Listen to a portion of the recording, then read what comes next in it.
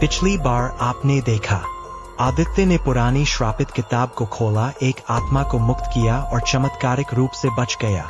लेकिन अंत में किताब का आखिरी पन्ना अब भी खाली था और उस पर लिखा था, अब अगला पाठक तुम हो। आदित्य वापस अपने घर आ गया, पर उसके मन में अजीब बेचैनी थी। वह किताब अब भी उसके पास थी, अब एक सामान्य किताब जैसी दिखने वाली, लेकिन उसके अंदर कुछ ऐसा था जो उसकी नींदें उड़ा रहा था। एक रात नींद में उसे आवाज आई, जब तक आखिरी पन्ना नहीं भरता किताब शांत नहीं होगी। अगले ही दिन उसने किताब को दोबारा खोला, लेकिन अब किताब में नए पन्ने जुड़ चुके थे और एक नया अध्याय लिखा जा रहा था, अंतिम पाठक। वही एक और किरदार इस कहानी में आता है, नैना, जो एक युवा यूट्यूबर है और अजीब रहस्यों की कहानियों पर वीडियो बनाती है।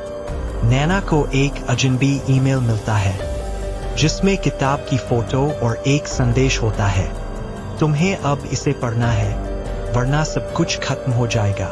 नैना आदित्य से मिलने आती है। दोनों मिलकर किताब के रहस्य को पूरी तरह समझने की कोशिश करते हैं। किताब के पिछले पन्नों पर अब वो लोग दिखाई दे रहे थे जो इससे पहले इसके शिकार हुए थे, सभी की आत्माएं इसमें कैद थीं।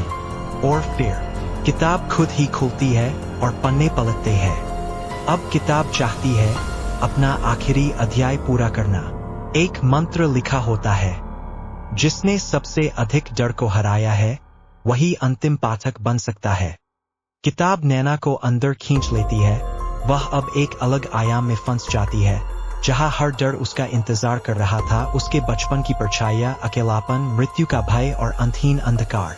पर नैना हारती नहीं।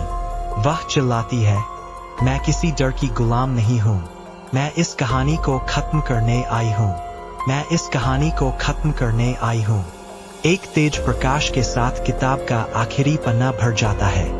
अंतिम पाठक ने कहानी पूरी कर दी। अब हर आत्मा मुक्त है। किताब की सारी रोशनी फैलती है और हवेली जहां आत्माएं बसी थीं, जलकर राख हो जाती है।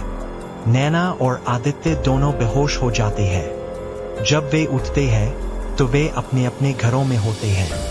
किताब गायब है, लेकिन वीडियो कॉल पर दोनों को एक ही नोटिफिकेशन आता है, एक नई किताब आपके पास भेजी जा रही है।